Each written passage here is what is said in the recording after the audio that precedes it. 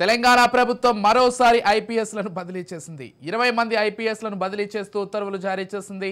కాగా డీజీపీగా రవి గుప్తాను కొనసాగించింది. రోడ్ సేఫ్టీ డీజీగా అంజనీ కుమార్, ఏసీబీ డీజీగా సివి ఆనంద్, రైల్వే డీజీగా మహేష్ భగవత్, సిఐడి చీఫ్గా శిఖా గోయల్, జైళ్ల శాఖ డీజీగా సౌమ్య మిశ్రా, ఐఎస్బీ చీఫ్గా సుమతి, సిఐడి డీఐజీగా రమేష్ నాయుడు, సెంట్రల్ జోన్ డీసీపీగా Sharath Chandra, CAR headquarters joint సిపిగా సత్యనారాయణ, అప్పా డైరెక్టర్గా అభిలాష్, మల్టీ జోన్ ఐజీగా తరుణ్ జోషి, ప్రొబేషన్ ఎక్సైజ్ డైరెక్టర్గా కమలాసన్ రెడ్డికి బాధ్యతలు అప్పగించింది.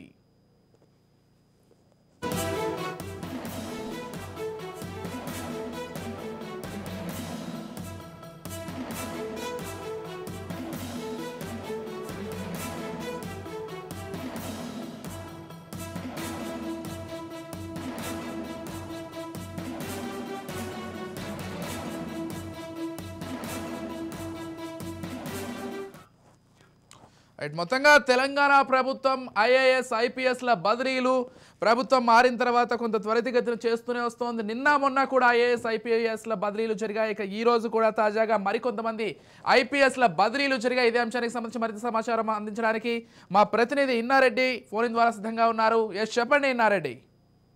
అయితే మనం గమనించవచ్చు, తెలంగాణ ప్రభుత్వం వచ్చిన తర్వాత, అంటే ఎప్పుడైతే కాంగ్రెస్ తన ప్రభుత్వాన్ని ఏర్పాటు చేసుకున్న తర్వాత ఐపీఎస్ ట్రాన్స్ఫర్ జరుగుతాయని మనం అంతా ఊహించిందే. కాకపోతే అంటే ఏ గవర్నమెంట్ వచ్చినప్పుడు కూడా ఆ గవర్నమెంట్ కి సంబంధించిన ఫేవర్ గా ఉన్న వాళ్ళ తర్వాత తమకు సంబంధించిన వ్యక్తుల్ని మెయిన్ పోస్ట్ లో పెట్టుకోవడం జనరల్ జరుగుతా ఉంది. దీనికి సంబంధించి మనం చూడొచ్చు, గతంలో చాలా కీలకమైన పోస్ట్ అంటే హైదరాబాద్, సైబరాబాద్, రాచకొండ కాకుండా డీజీపీ పోస్టులు అన్ని కూడా మొత్తం మారి మనం గమనించవచ్చు.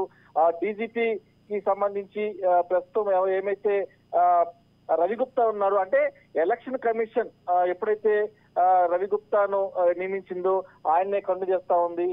తర్వాత దీంట్లో మనం కొన్ని కీలకమైన పోస్టులు మనం పరిశీలిస్తే సిఐడి చీఫ్ గా శిఖా గోయల్, అలాగనే రైల్వే డీజీగా మహేష్ భగవత్. అంటే మహేష్ భగవత్ గతంలో రాచకొండ సిపిగా పనిచేశారు. అలాగనే మహేష్ భగవత్ గురించి మనం గతంలో అంటే ఎలక్షన్ టైంలో ఇంకా రిజల్ట్ కంప్లీట్ అవ్వకముందే వెళ్ళి డీజీపీతో పాటు ఈయన కూడా బొకే ఇవ్వడం జరిగింది. దాంతో ఎలక్షన్ కమిషన్ సస్పెండ్ చేసింది. ప్రస్తుతం అయితే మాత్రం ప్రధానంగా ఇప్పుడు మహేష్ భగవత్ ను రైల్వే డీజీగా ఏర్పాటు చేసింది. అలాగనే తెలంగాణ స్పెషల్ ఫోర్స్ డీజీపీగా అనిల్ కుమార్ ను, అలాగనే హోంగార్డ్స్ ఐజీగా శ్రీపతి రవీంద్ర. అయితే ఈయన గతంలో సైబరాబాద్ కమిషనర్ గా ఉన్నాడు. ప్రస్తుతం ఆయన హోంగార్డ్స్ ఐజీగా పెట్టడం జరుగుతా ఉంది.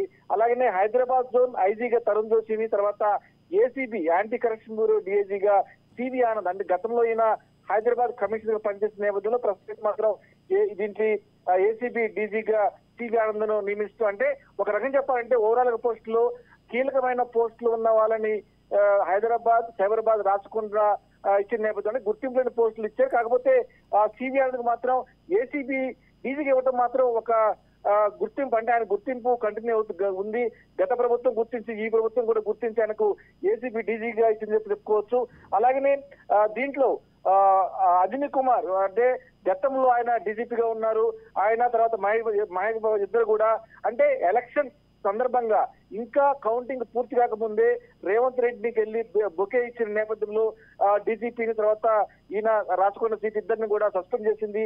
తర్వాత మళ్ళీ వాళ్ళు అంటే ఎలక్షన్ కోడ్ అయిపోయిన తర్వాత ఇద్దరిని కూడా లూప్ నిలబెట్టింది. ప్రస్తుతం అయితే మాత్రం తెలంగాణ గవర్నమెంట్ దీనికి తెలంగాణ అంటే గతంలో డీజీపీగా పనిచేసిన అంజనీ కుమార్ కు రోడ్ అండ్ సేఫ్టీ డీజీపీగా ఇచ్చింది. అలాగనే జైళ్ల శాఖ డిఐజీగా సౌమ్య మిశ్రా, అలాగనే ఐజీ పర్సనల్ గా చంద్రశేఖర్ రెడ్డి, అలాగనే సిఐడిఐజీగా రమేష్ నాయుడు. అంటే ప్రస్తుతం కొన్ని కీలకమైన కేసులకు సంబంధించిన వ్యవహారంలో సిఐడి కూడా చాలా కీలకమైన పాత్ర పోషిస్తుంది. కాబట్టి ఆ సిఐడికి సంబంధించి రమేష్ నాయుడిని తెలంగాణ కాంగ్రెస్ ప్రభుత్వం నియమించని చెప్పుకోవచ్చు. అలాగే మరోవైపున headquarters joint CP Satyanarayana, అలాగే హౌసింగ్ కార్పొరేషన్ ఎండీగా రమేష్, అలాగే ఏసీబీ డైరెక్టర్ ఏఆర్ శ్రీనివాస్. అంటే ఏఆర్ శ్రీనివాస్ గురించి చెప్తే గతంలో ఈయన టీఎస్పీఎస్కి సంబంధించిన స్పెషల్ ఆఫీసర్ గా ఉన్నాడు. మొత్తం ఆయన హైవేగా ఉన్నాడు. ఆయన ఉన్నప్పుడు ఈయన సరిగా ఇన్వెస్టిగేషన్ చేయలేదు. అంటే దీంట్లో ఆయన కావాలని చెప్పేసి ఇన్వెస్టిగేషన్ చేయని చెప్పిన గతంలో కాంగ్రెస్ తరపున కాంగ్రెస్ పార్టీ తరపున రేవంత్ రెడ్డి అనేకమైన ఆరోపణలు చేశాడు ఏఆర్ శ్రీనివాస్ మీద. ఇప్పుడు మాత్రం ఆయన్ను ఏసీబీ డైరెక్టర్ గా ఒక గుర్తింపు గల పోస్ట్ ఇచ్చిందని చెప్పుకోవచ్చు మొత్తం మీద. అలాగనే పోలీస్ అకాడమీ డైరెక్టర్ గా అభిలాష్ గుప్తాను తీసుకొచ్చింది. మొత్తం మీద ఓవరాల్ గా చూస్తే మనం ఈ 20 పోస్టులు కూడా అంటే ఎవరైతే కీలకంగా వ్యవహరించారో, ఎవరైతే గత ప్రభుత్వంలో లూప్ లైన్ లో ఉన్నారో వాళ్ళందరినీ కూడా మెయిన్ పోస్టులు ఇచ్చి వాళ్ళకు గుర్తింపు ఇచ్చినట్టు కూడా మనకు అర్థమవుతా ఉంది.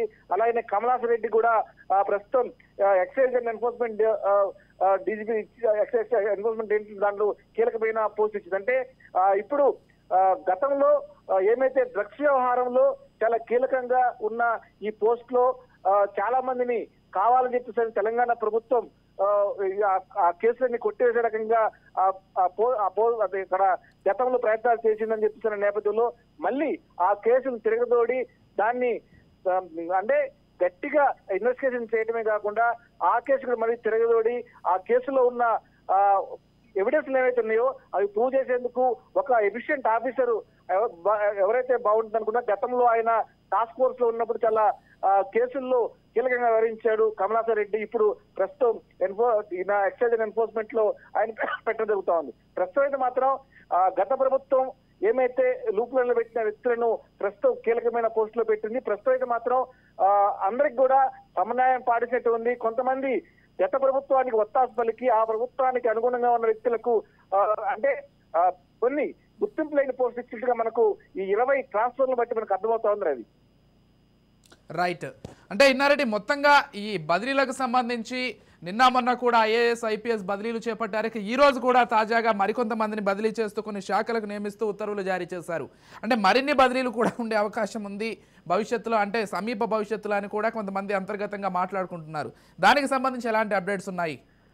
అయితే ప్రస్తుతం అయితే మాత్రం ఐఏఎస్ ఐపీఎస్ లకు సంబంధించిన వ్యవహారాలు మాత్రం చాలా కీలకమైన పోస్టులు ఏమైతే ఉన్నాయో వాటన్నింటి కూడా ఫిల్ చేసి తెలుస్తా ఉంది. దీంట్లో గతంలో ఎవరైతే కీలకమైన పోస్టులు ఉన్నందుకు దాదాపు ఆల్మోస్ట్ వాళ్ళందరికీ లూప్ లైన్ లో అంటే ఎక్కువగా ప్రాధాన్యత లేని పోస్టులలో వాళ్ళు పంపించినట్టుగా మనకు చాలా స్పష్టంగా ఈ గవర్నమెంట్ జీవో బట్టి అర్థమవుతుంది. మొత్తం మీద కొంతమందికి గతంలో మనం ఈ టీఎస్పీఎస్ కేసులో ఐఓగా ఉన్న ఏఆర్ శ్రీనివాస్ కూడా ఏసీబీ డైరెక్టర్ గా ఒక గుర్తింపు ఉన్న పోస్ట్ ని ఇవ్వటం కూడా ఇక్కడ మనం చెప్పుకోవచ్చు. కాకపోతే గతంలో డీజీపీగా ఉన్న వ్యక్తులు కావచ్చు, తర్వాత దీంట్లో కీలకమైన పోస్టులు ఉన్న వ్యక్తులను కూడా అంటే గుర్తింపు లేని ప్రాధాన్యత లేని పోస్టులు ఇవ్వడం బట్టి చూస్తుంటే వీళ్ళందరూ కూడా గత ప్రభుత్వానికి ఒత్తాసు పలికారు కాబట్టి వాళ్ళను మెయిన్ స్ట్రీమ్ లో లేకుండా గుర్తులేని పోస్టులు ఇచ్చినట్టుగా చాలా స్పష్టంగా మనకు అర్థమవుతా ఉంది. మొత్తం మీద ఈ పోస్టు వ్యవహారంలో మళ్ళీ కొంత రివ్యూ కూడా చేసే అవకాశం ఉంది అని కూడా మనకు అర్థమవుతా ఉంది.